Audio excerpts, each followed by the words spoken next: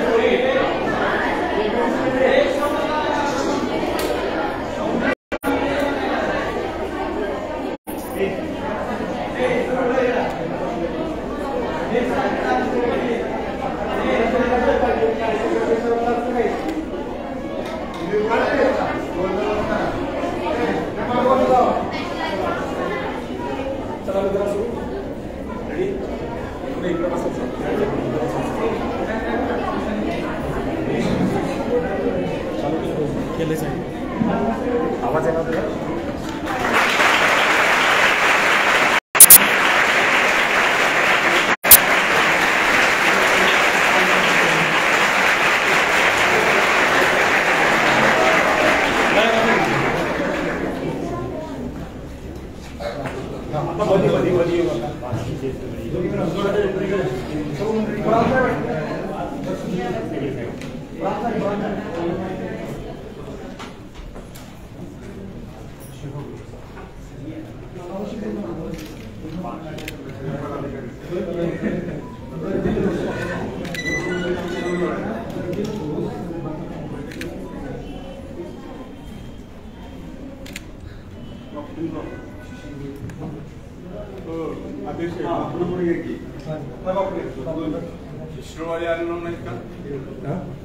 नाही, आपण Facebook live करतो. आपण जे बोलतो ते ऐकायचं.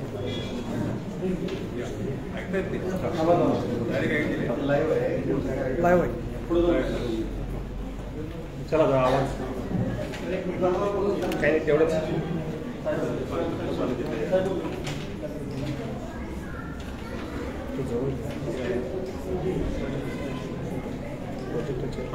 चालू करायचं.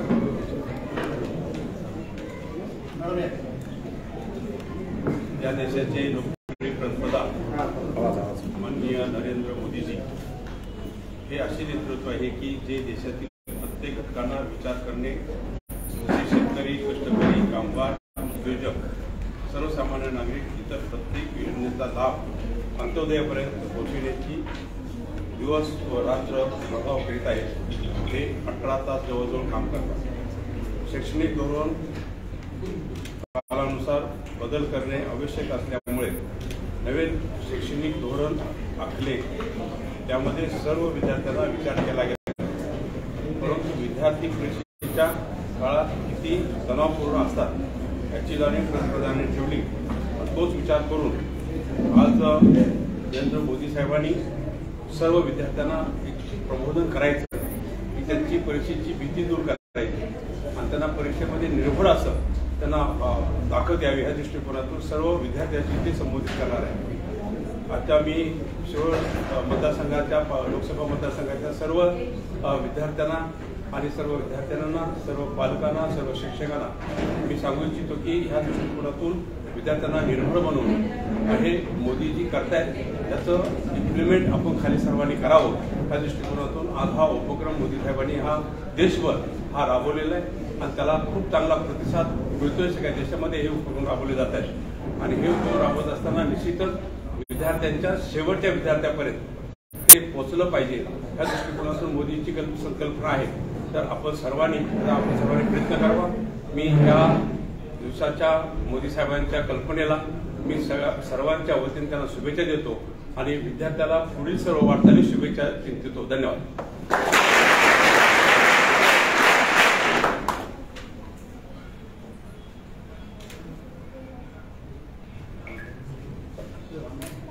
आता 11 वाजता मोदी साहेब आपल्याला डायरेक्ट आपल्याशी संवाद करतील विद्यार्थ्याला, बरोबर ना? त्यामुळे आपण फोटो काढू विद्यार्थ्यांच्या बरोबर उभा राहून फोटो काढेल.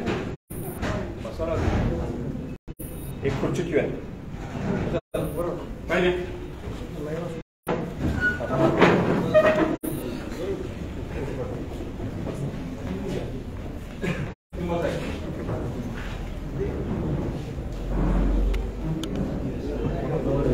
साहेब लाईव्ह लक्ष द्या.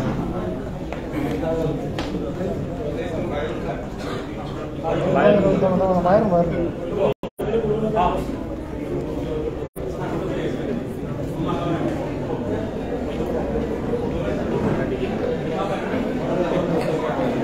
ऑनलाईन सुजी सर झालं चालू नाही ना.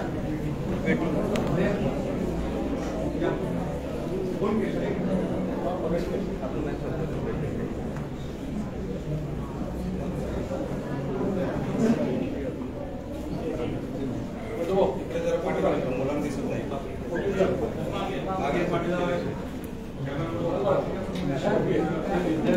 सगळे मंडळी जरा बाहेर केली पाहिजे, हे तर मागे उभारले पाहिजे.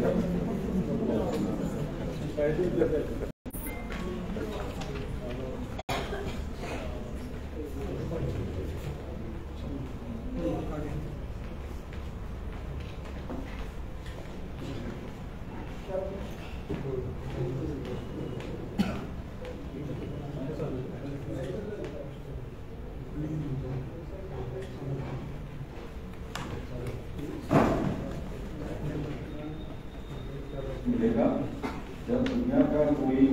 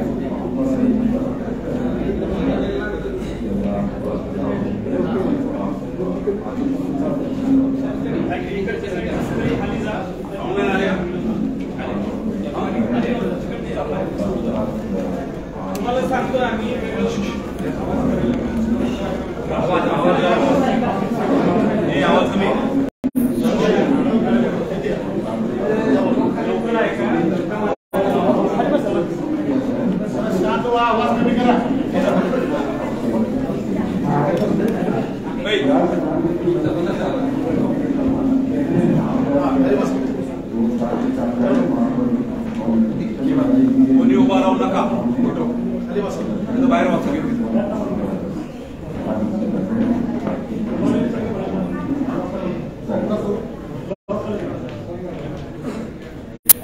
काफी पहले से कार्यक्रम की तैयारी की गई है. अभी कुछ पहले हमने बुलेटिन में दिखाया था कि शिक्षा मंत्री प्रधान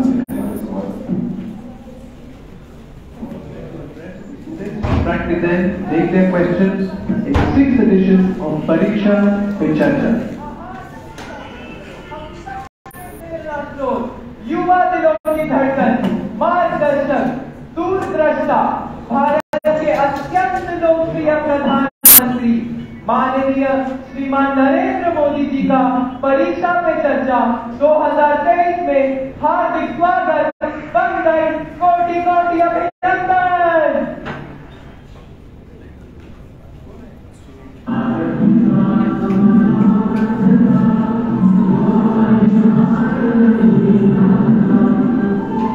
Swagatam, we welcome you with open arms and open hearts, and supporting their Supreme Commander. The President's bodyguard approaching the city with in their winter ceremonial. Blue and gold ceremonial turbans, long red coats, gold girdles, white gloves, white breeches, हम सबके प्रिय राष्ट्रीय गौरव माननीय प्रधानमंत्री जी के सम्मान में स्वागत भाषण हेतु मंच पर पधारे माननीय शिक्षा मंत्री भारत सरकार. नमस्कार. परीक्षा पे चर्चा की 6th एडिशन पे मैं माननीय प्रधानमंत्री जी को देश की शिक्षा जगत की ओर से स्वागत करता हूं, आभार प्रकट करता हूं. वो कुछ समय कुछ घंटे हमारे बीच में बिताएंगे. देश की सभी प्रांतों से, सभी यूनियन टेरिटरी से आए हुए बच्चे आज दूरसंचार के माध्यम से टेक्नोलॉजी प्लेटफॉर्म पे दुनिया की सभी कोने से इस कार्यक्रम को देखने वाले विद्यार्थी, अभिभावक, शिक्षक, शिक्षा प्रेमी, मैं सभी को स्वागत करता हूं और यहाँ इस कार्यक्रम में उपस्थित सभी पार्टिसिपेंट, सभी शिक्षक, सभी अधिकारियों को भी स्वागत करता हूं। मित्रों, परीक्षा पे चर्चा एक जन आंदोलन का रूप ले चुका है। पिछले 8-9 सालों में माननीय प्रधानमंत्री जी न केवल देश को संभाला है, लेकिन देश में अनेक जन आंदोलन का भी जनक रहे। वो स्वच्छ भारत हो, वो परीक्षा पे चर्चा हो, या देश की नौजवानों के अंदर एक नई स्फूर्ति उत्पन्न करने की बात हो। परीक्षा पे चर्चा विद्यार्थी, अभिभावक, शिक्षक और समाज की जो प्रेशर रहती है, जो चुनौती रहती है कोमलमती बच्चे के ऊपर, उसको समझते हुए प्रधानमंत्री जी ने उस दुविधा को स्वयं हमारे बीच में आके समाधान देने के लिए एक अभिभावक के नाते, एक युगदृष्टा के नाते, एक समाज सुधारक के नाते आज हमारे बीच में उपस्थित है। यह आज एक सटीक जन आंदोलन के रूप ले चुका है। मित्रों, न केवल परीक्षा पे चर्चा, उन्होंने समय निकाल के अपने को खुद को विद्यार्थी बनाया, अपने को अभिभावक बनाया, अपने को शिक्षक बनाया। आज सही तरीके से हमारी संचालक ने कहा, देश की प्रख्यात शिक्षा भी उन्होंने एग्जाम वॉरियर करके किताब लिखा है। इस बार तो उसकी नई संस्करण भी आ गई है और भारत की 13 भाषाओं में यह आज हम लोगों के सामने है। परीक्षा की चर्चा भी एक नई प्रारूप बन चुका है। इस बार 23 जनवरी को नेताजी की जन्मदिन के अवसर पे देश भर की स्कूल विद्यार्थियों ने उसमें चित्रांकन की एक कंपटीशन में पार्टिसिपेट किया। मैं आप सभी को बधाई देता हूं एग्जाम वॉरियर के अंदर आपको प्रेरणा लेने के लिए। मित्रों, देश में राष्ट्रीय शिक्षा नीति भी लागू हो रहा है। परीक्षा पे चर्चा, एग्जाम वॉरियर, ये सहजता धीरे धीरे विद्यार्थियों को 21वीं सदी के लिए तैयार करने के लिए प्रधानमंत्री जी की सपना है। भारत की विद्यार्थी न केवल भारत की विषयों के बारे में चिंता करें, लाइफ जैसे जन आंदोलन को विश्व में प्रधानमंत्री जी ने शुरू किया। पर्यावरण, विश्व की अर्थनीति, विश्व में टेक्नोलॉजी, ये भारत की बच्चों के द्वारा निर्मित होकर दुनिया की समस्या की समाधान बने, इसी अपेक्षा एनईपी में माननीय प्रधानमंत्री जी ने रखा है। परीक्षा पे चर्चा, एग्जाम वॉरियर, एनईपी, ये एक सिक्के की अनेक पहलू है। मैं ऐसे ही एक भव्य कार्यक्रम में हम सभी लोग एकत्रित हुए हैं। इस कार्यक्रम में कुछ समय प्रधानमंत्री बच्चों के साथ, देश की बच्चों के साथ खुद कुछ समय बिताए। मैं माननीय प्रधानमंत्री जी को मंच पे सादर आमंत्रित करता हूं।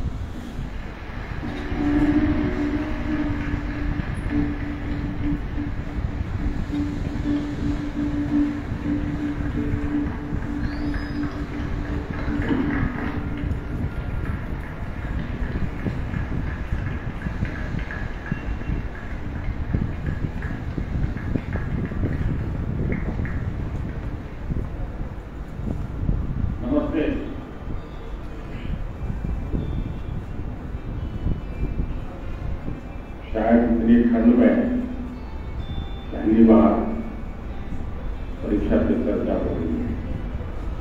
आमतौर पर फरवरी में करते हैं,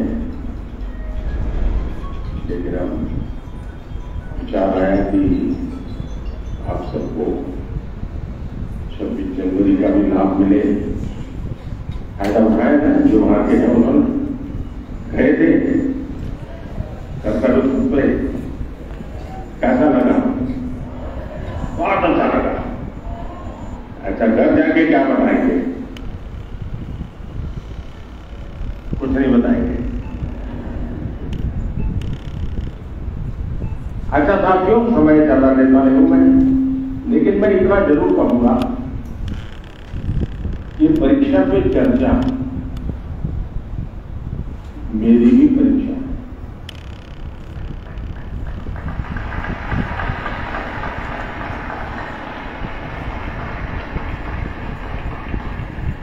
और देश देश के कोटि कोटि विद्यार्थी मेरी परीक्षा ले रहे हैं और मुझे ये परीक्षा देने में खुशी होती है, आनंद आता है, क्योंकि मुझे जो सवाल देते हैं लाखों की तादाद में और वैसे भी बच्चे सवाल पूछते हैं, अपनी समस्या बताते हैं, व्यक्तिगत पीड़ा भी बताते हैं। मेरे लिए बड़ा सौभाग्य है कि मेरे देश का युवा मन क्या सोचता है, किन उलझनों से गुजरता है, देश से उसकी अपेक्षाएं क्या है, सरकारों से उसकी अपेक्षाएं क्या है, उसके सपने क्या है, संकल्प क्या है। यानी सचमुच में मेरे लिए ये बहुत बड़ा खजाना है और मैं तो मेरी सिस्टम को कहा हुआ है, इन सारे सवालों को इकट्ठा करके रखिए। कभी 10-15 साल के बाद मौका मिलेगा तो उसको सोशल साइंटिस्टों के द्वारा उसका एनालिसिस करेंगे और पीढ़ी बदलती जाती है वैसे,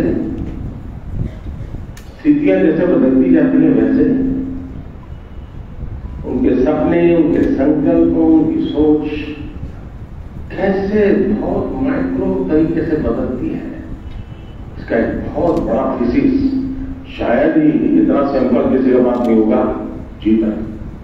आप लोग मुझे सवाल पूछ करके भेजते हैं। चलिए लंबी बातें नहीं करते हैं, मैं चाहूंगा कि कहीं से शुरू करें ताकि हर बार मेरे पर एक शिकायत आती है किसान का कार्यक्रम बहुत लंबा चलता है। आपका क्या मत है, लंबा चलता है? लंबा चलना चाहिए। अच्छा, मुझे और कोई काम करना नहीं है।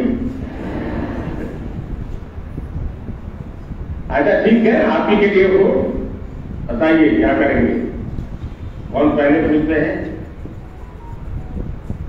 दुनिया को बदलने की तमन्ना हो अगर, दुनिया को बदलने की तमन्ना हो अगर, दुनिया को नहीं खुद को बदलना सीखे।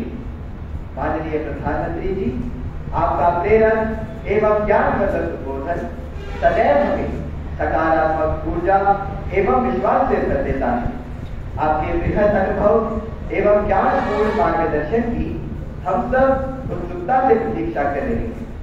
माननीय, आपके आशीर्वाद एवं अनुमति से हम इस कार्यक्रम का शुभारंभ करना चाहते हैं।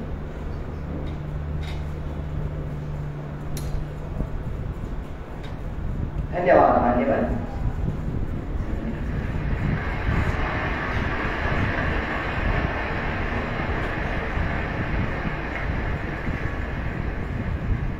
माननीय प्रधानमंत्री जी, अपनी समृद्ध सांस्कृतिक विरासत और स्थापत्य सौंदर्य के लिए प्रसिद्ध शहर मदुरई से अश्विनी एक प्रश्न पूछना चाहती है। अश्विनी, कृपया अपना प्रश्न पूछिए। Honorable Prime Minister Sir, Namaskar. My name is Ashwini. I am a student of Kendra Vidyalaya number 2 Madurai, Tamil Nadu. My question to you sir is, how do I deal with my family disappointment if my results are not good? What if I don't get the marks I am expecting? Being a good student is also not an easy job. Expectations of others become so high that the person who is giving exam gets so much stress and they go into depression. Nowadays, it is common for students to cut their hands and become irritated, and there is no one they could trust with their feelings. Kindly guide me on this. Thank you, sir. Honorable Prime Minister Sir, Navneet Dagur hails from the heart of India's capital, Delhi, the imperial seat of several empires, with its charming blend of a grand medieval history and amazing architectural style. Navneet Desh is seated in the hall and wishes to discuss an identical issue through his question. Navneet, please ask your question. Good morning, Honorable Prime Minister Sir. I am Navneet Dagur of Kendra Vidyalaya, Pitampura, Delhi region. Sir, my question to you is, how do I deal with my family's situation when my results are not good? Kindly guide me, sir. Thank you very much. Thank you Navdesh. माननीय प्रधानमंत्री जी, संसार को शांति और करुणा का संदेश देने वाले भगवान बुद्ध, गुरु गोविंद सिंह तथा वर्तमान महावीर की जन्मभूमि राजीव नगर पटना से प्रियंका कुमारी कुछ इसी प्रकार की समस्या से जूझ रही है और आपका मार्गदर्शन चाहती है। प्रियंका, कृपया अपना प्रश्न पूछिए। नमस्ते माननीय प्रधानमंत्री जी, मेरा नाम प्रियंका कुमारी है। मैं रवीन बालिका +2 विद्यालय से राजेंद्र नगर पटना से 11वीं की छात्रा। मेरा प्रश्न यह है कि मेरे परिवार में सब अच्छे नंबर से पास हुए, मुझे भी अच्छा नंबर आया है, इसके लिए मैं तनाव में चली गई हूँ। इसके लिए आप मुझे मार्गदर्शन। धन्यवाद। धन्यवाद प्रियंका। माननीय प्रधानमंत्री जी, अश्विनी, नवदीप एवं प्रियंका यह महसूस करते हैं कि यह महत्वपूर्ण मुद्दा कई छात्रों को प्रभावित करता है और इसे हल करने के लिए आपका मार्गदर्शन चाहते थे। आप क्रिकेट खेलती हैं क्या? क्रिकेट में खूबी बहुत होता है।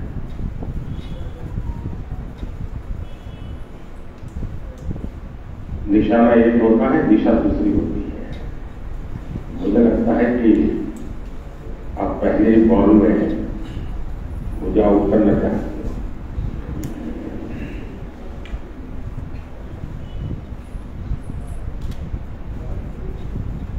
अगर परिवार के लोगों से आपसे बहुत अपेक्षाएं होना तो बस पापा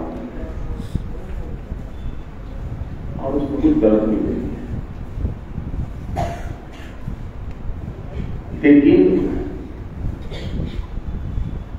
अगर परिवार के लोग अपेक्षाएं सोशल स्टेटस के कारण माफ कर रहे हैं, वो चिंता का विषय है।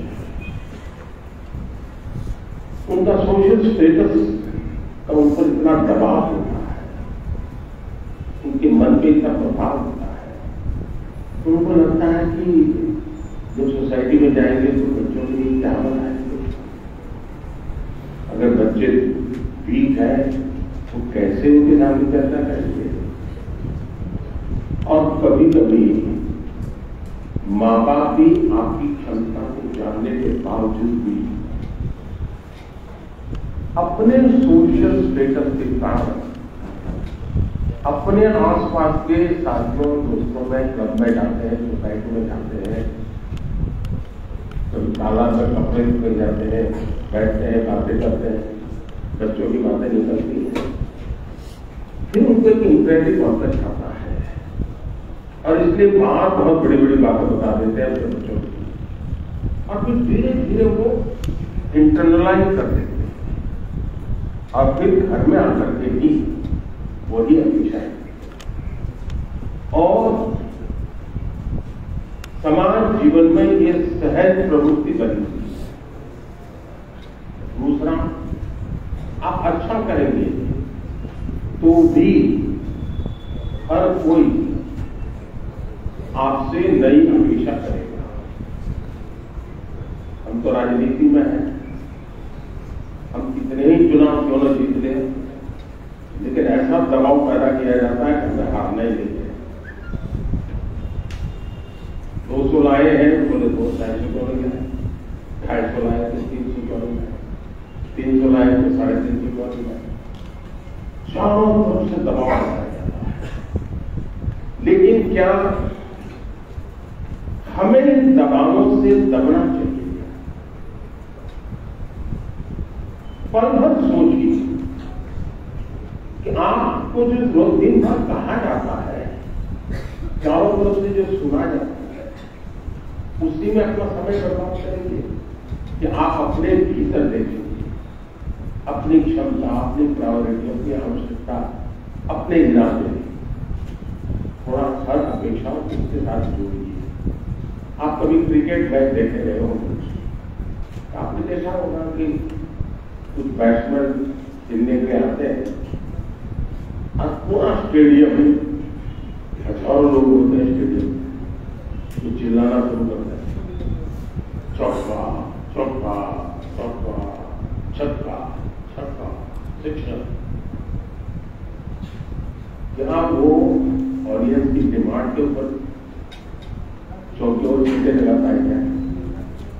ऐसा करता है क्या कोई प्लेयर?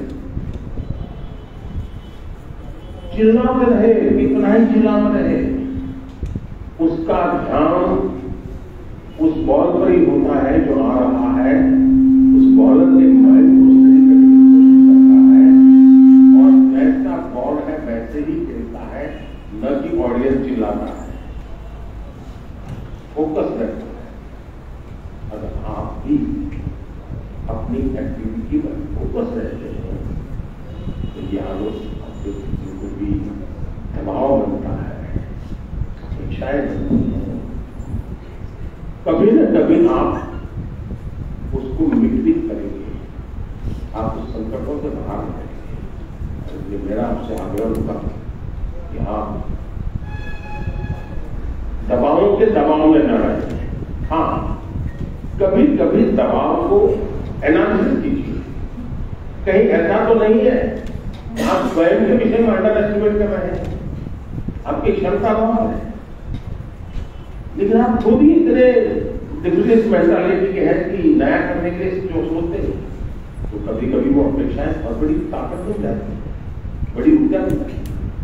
और इसलिए अपेक्षाएं माँ बाप को क्या कर रहे हैं मैंने पहले ही कहा, सामाजिक दबाव में माँ बाप के बच्चों पर लगाव ट्रांसफर नहीं करना चाहिए, लेकिन बच्चों ने अपनी क्षमता से कम भी अपने आप को नहीं आना चाहिए और दोनों चीजों को बल देंगे। उनमें पक्का विश्वास है कि आप ऐसी समस्याओं को बहुत आराम से सुलझा सकते हैं।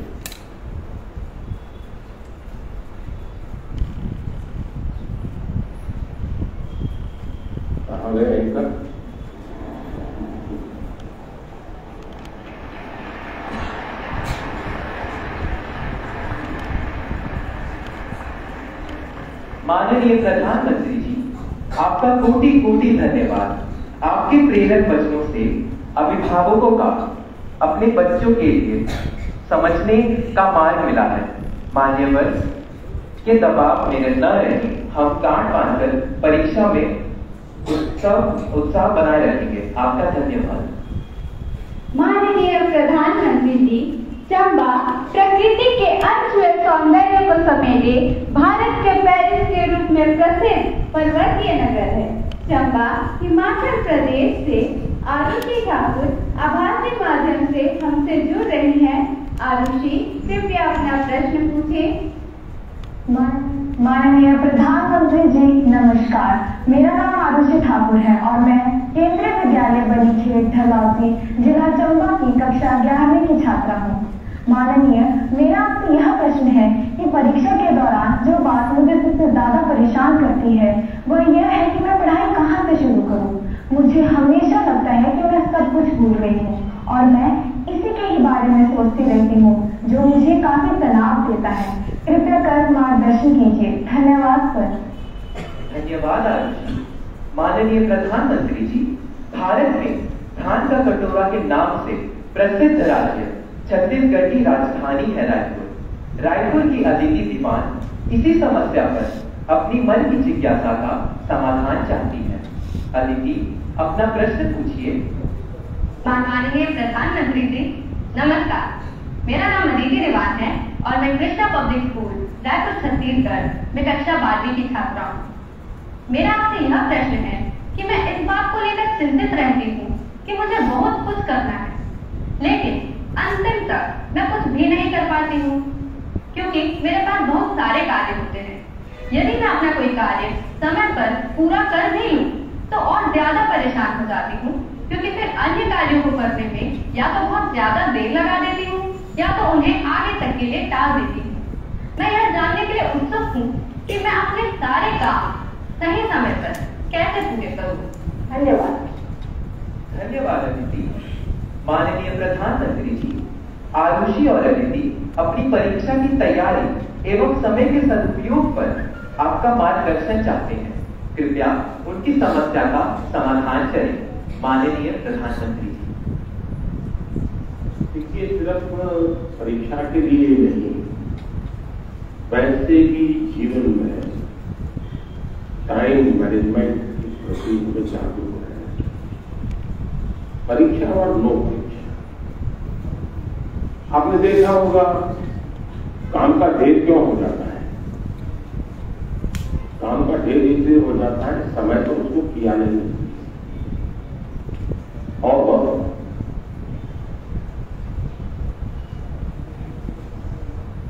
काम करने की कभी थकान नहीं होती, काम करने से संतोष होता है। काम न करने से थकान लगती है, सामने दिखता है अरे इतना सारा काम, उसी की थकान होती है। करना शुरू करें। दूसरा, आप कभी कागज पे अपना पेन पेंसिल लेके डायरी पे लिखिए, एक हफ्ते पर आप नोट कीजिए आप अपना समय कहाँ बिताते हैं। अगर पढ़ाई भी करते हैं तो कितना समय किस विषय को देखते हैं, और उसमें भी शॉर्टकट होते हैं कि बेसिक में जाते हैं, बारीकियों में जाते हैं, थोड़ा अपना एक एनालिसिस कीजिए। मैं पक्का मानता हूं कि आपको ध्यान में आएगा कि आप जो आपकी पसंद की चीजें हैं उसी में सबसे ज्यादा समय लगाते हैं और उसी में खोए रहते हैं। फिर 3 विषय ऐसे हैं जो कम पसंद है लेकिन जरूरी है, वो फिर आपको बोझ लगेगा कि मैंने 2-2 घंटे मेहनत की लेकिन ये तो हुआ नहीं।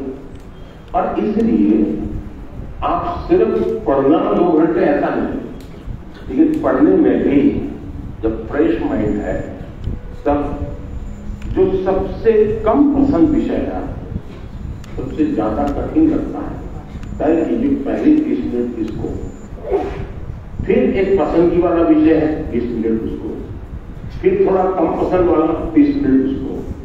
आप ऐसा स्लैब कर लीजिए तो आपको रिलैक्सेशन भी मिलेगा और आपको धीरे धीरे उन विषयों पर रुचि बढ़ेगी जो आप नॉर्मली टालते हैं और अच्छे विषय में खोए रहते हैं और समय भी तो बहुत जाता है। आपने देखा होगा, आप में से जो लोग पतंग जगाते होंगे, उनको बचपन में बहुत शौक था।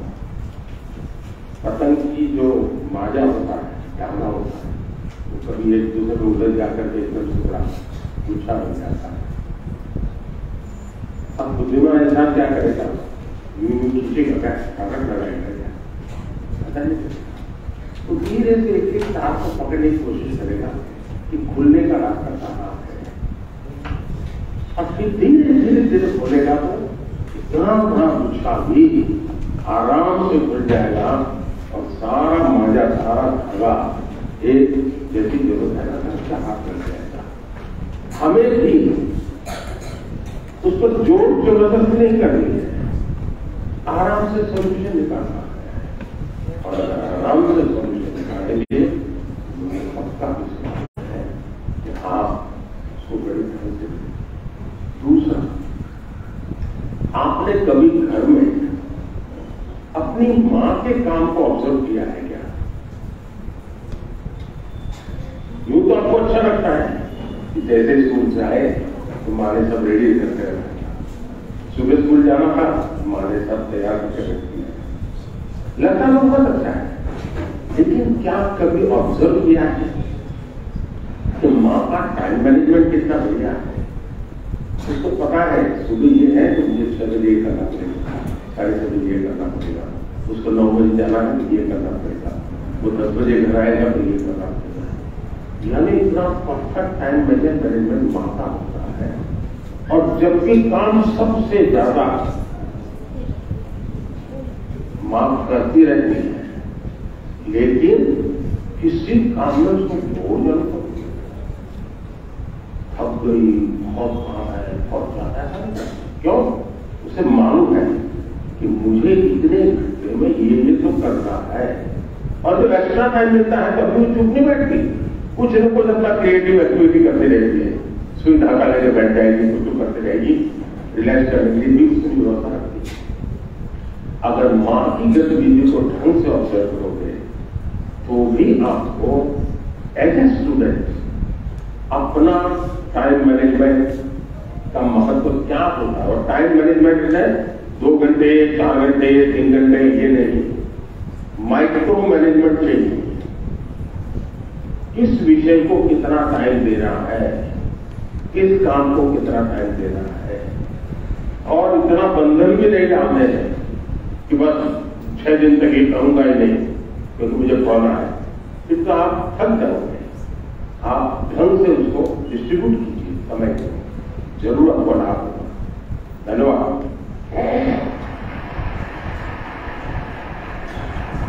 Thank you, Honorable Prime Minister, sir, for guiding us to be methodical and systematic in order to be an effective student.